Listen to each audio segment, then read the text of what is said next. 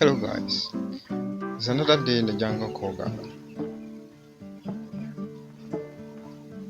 I believe the number of Christians in Ghana here are about 70%. So with this percentage, I can safely say Ghana is almost a Christian nation.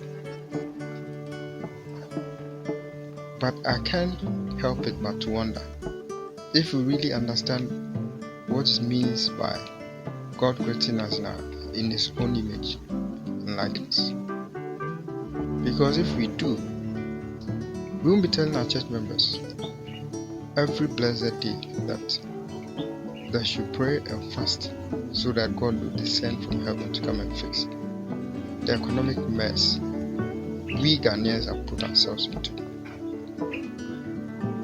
God created everything and then made it self-sufficient.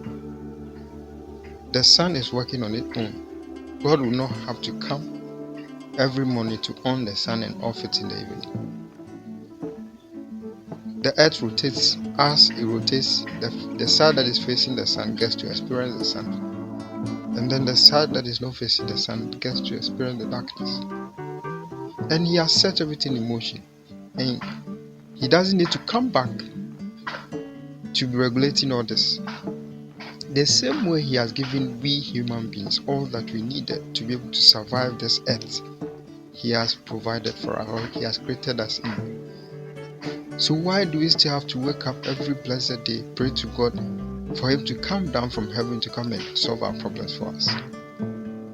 If we don't understand these concepts, why don't we learn a lesson from those that do? Countries that are able to use all these arsenals God has given them to make the unthinkable things. Imagine this mobile phone that I'm using to do this recording. You are able to make a call from here, and somewhere across continent is able to hear you at the same time. So you sit and think about how possible this is, and it beats your imagination, which is evidence that we have a part of God in us, because it's only God that does things that we cannot imagine, or that beats our imagination. So having all these in us, we wake up every day, box it somewhere, and go to church, go and spend the whole day there praying to God to come down to come and solve our problems for us. What is really wrong with us? What's our problem? Instead of taking our destinies into our own hands, the bad things that we are doing that is affecting the economy, we should stop doing it and then charter a new path. We are not doing it. Church leaders that are supposed to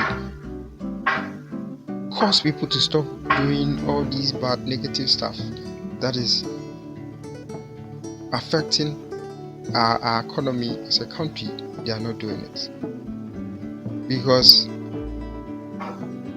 their interest is just in what they get at the end of the day.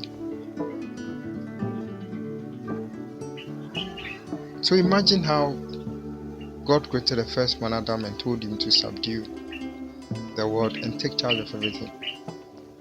He knows He has given him all that it takes to be able to do so. That is why He told him that. So if we have these arsenals and we don't want to make use of it, and would want God to come down to come and do it, then we are deceiving ourselves.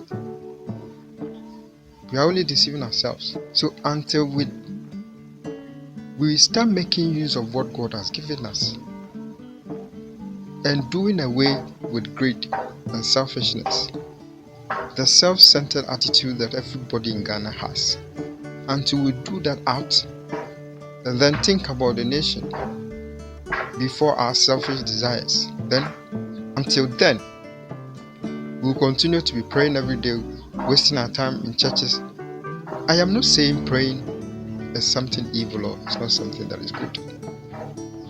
Prayer is good. Prayer does a whole lot of things. But prayer will only work when you start something, then you ask God for strength and more wisdom to be able to do it. You don't fold your arms and expect God to come and begin something and finish it for you. So let's change and then charter a new path. Yeah.